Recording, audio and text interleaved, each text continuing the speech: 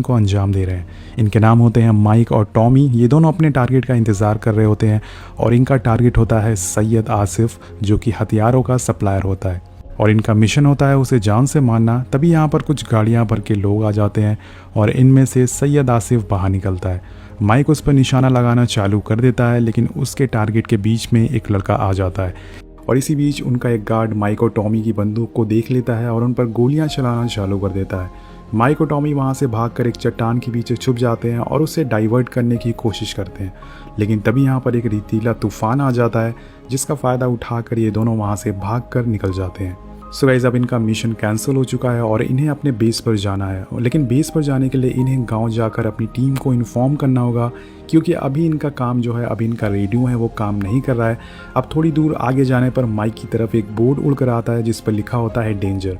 तो टॉमी से देखकर बताता है कि हो सकता है कि ये गांव वालों की एक चाल हो सकती है ताकि वो दुश्मनों को अपने गांव से दूर रखें। लेकिन माइक इस बोर्ड को देखकर बोलता है कि पिछले 40 सालों में 8000 जंगें लड़ी गई हैं और हमने 33 मिलियन माइन यहाँ पर बिछाई है। हो सकता है कि यहाँ पर अभी भी वो माइन मौजूद हो।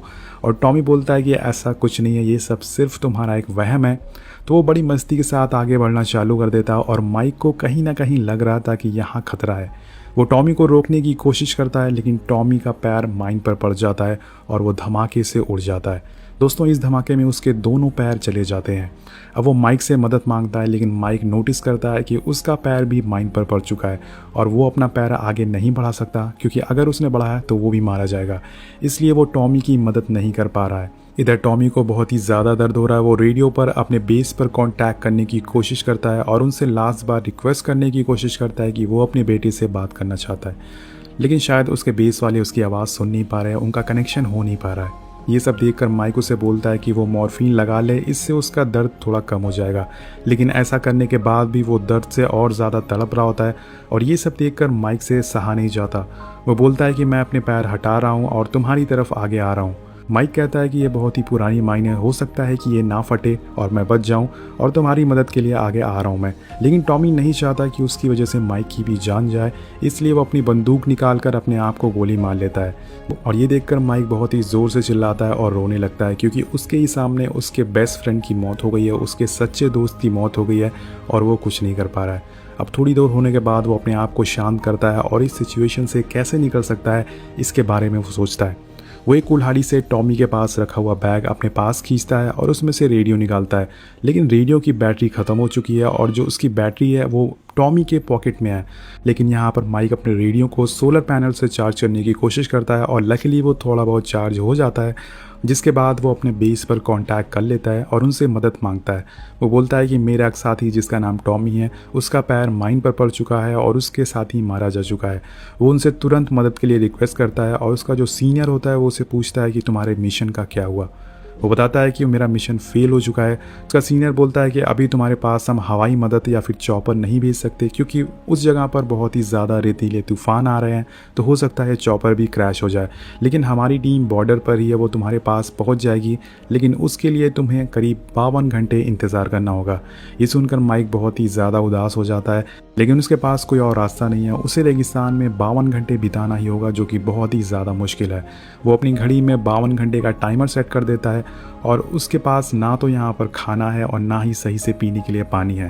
तभी उसकी मुसीबत कम नहीं होती है और यहाँ पर एक और तूफ़ान आ जाता है। वो अपने मुंह पर कपड़ा बांधकर अपनी गन को एक स्टैंड बनाकर वहाँ पर अपने आप को रोकने की कोशिश करता है और थोड़ी देर बाद वो तूफ़ान वहाँ से निकल जाता है। वो किसी तरह से अपने आप को बचा लेता है, लेकिन इसी तूफ़ान में टॉमी की बॉडी खिसक कर उसके पास आ जाती है और माइक उसकी पॉकेट से वो रेडियो की बैटरीज ले लेता है। लेकिन अब वो देखता है कि उसके पास बैटरीज तो है, लेकिन उसका जो रेडियो है वो उससे दूर जा चुका है। इस रेगिस्तान में ना तो दोस्तों पानी है और ना ही खाना है खाने के लिए, इसलिए अब माइक की हिम्मत टूटती जा रही है और वो आसमान में खाली जगहों पर कई गोलियां चलाता है और मदद के लिए ज़ोर से चिल्लाता है, लेकिन इस रेगिस्तान में उसे सुनने वाला कोई नहीं है। माइक अब हार चुका है, इसलिए वो खुद को मारने वाला होता है, खुद को मारने की कोशिश करता है। लेकिन तभी उसे एक आदमी अपने सामने दिखता है और ये आदमी उसकी तरफ ही आ रहा था। ये गांव का आदमी होता है और माइक उसे हाथ ऊपर करने के लिए बोलता है और मदद मांगता है कि जल्द से जल्द वो उसकी मदद के लिए उसके पास आए। लेकिन ये आदमी जिसका नाम बार्बर होता है, वो बहुत ही ज़्यादा फ़नी टाइप का आदमी होता है। वो माइक से पूछता है कि तुम खड़े क्यों हो, घर जाओ अपनी फैमिली के पास। माइक उसे समझाता है कि उसके पैर माइन पे पड़ चुका है और जैसे ही वो यहाँ से निकलेगा वो उड़ जाएगा। बार बार उसका मजाक उड़ाता है और बोलता है कि सच में तुम्हें लगता है तुम्हारे पैर माइन पे पड़ चुका है। दोस्तों यहाँ पर हम देखते हैं कि वो बार बार जिगजैग पोजीशन में चल रहा था ताकि उसका पैर माइन पर ना पड़े। वो माइक के पास आता है और माइक उसे अपना एक बॉटल देता है और उसमें पानी लाने के लिए बोलता है। माइक उससे अपना रेडियो भी मांगता है जो कि उससे थोड़ी दूर पर पड़ा होता है, लेकिन बार बार बोलता है कि रेडियो की कोई ज़रूरत नहीं है, उसमें ना तो म्यूज़िक बजेगा और ना ही तुम डांस कर पाओगे। यहाँ पर वो उसका मजाक उड़ाता है और वो बिना रेडियो दिए ही वहाँ से चला जाता है। थोड़ी देर होने पर वहाँ पर उसी आदमी की बेटी आती है जो कि पानी का बॉटल लेकर आती है।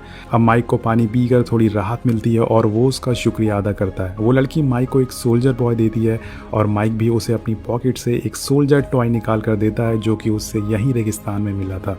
अब माइक उससे भी रेडियो लाने के लिए बोलता है जो कि उससे थोड़ी दूर पर है, लेकिन वो भी बिना रेडियो दिए वहाँ से भागकर चली जाती है।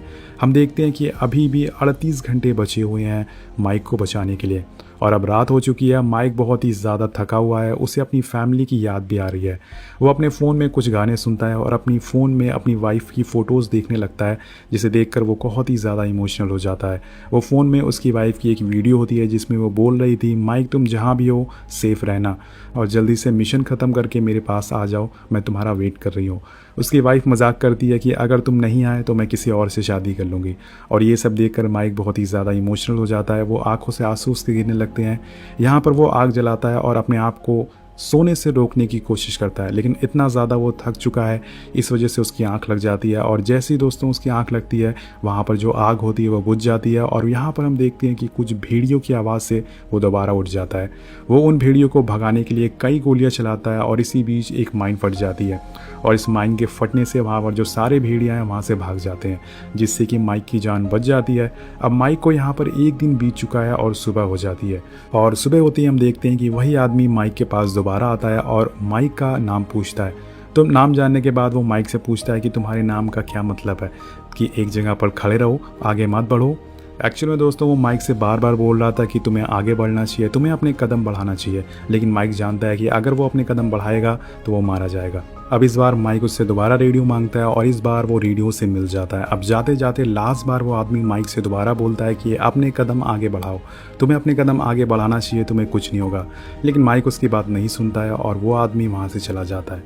इसके बाद अब माइक को हेलुसिनेशन होना चालू हो जाता है और वो टॉमी को जिंदा होते हुए देखता है और टॉमी उससे बोलता है कि तुम अभी भी यहीं खड़े हो, चलो घर चलो, तुम्हारी वाइफ जेनी तुम्हारा वेट कर रही है। वो उससे उसके कदम आगे बढ़ाने के लिए बोलता है, लेकिन दोस्तों माइक ऐसा नहीं करता। अब रात हो चुकी है लेकिन अभी भी माइक को टॉमी दिखता है। टॉमी उसे बोलता है कि तुमने अपनी लाइफ में बहुत सारी गलतियां करी हैं। एक्चुअल में माइक को अपनी पास्ट की सारी गलतियां याद आती है कि उसने अपनी वाइफ के साथ अच्छे से बिहेव नहीं किया, उसने बहुत सारे लोगों से लड़ाई करी बेवजह और वो इन सब रिश्तों को सही कर सकता था।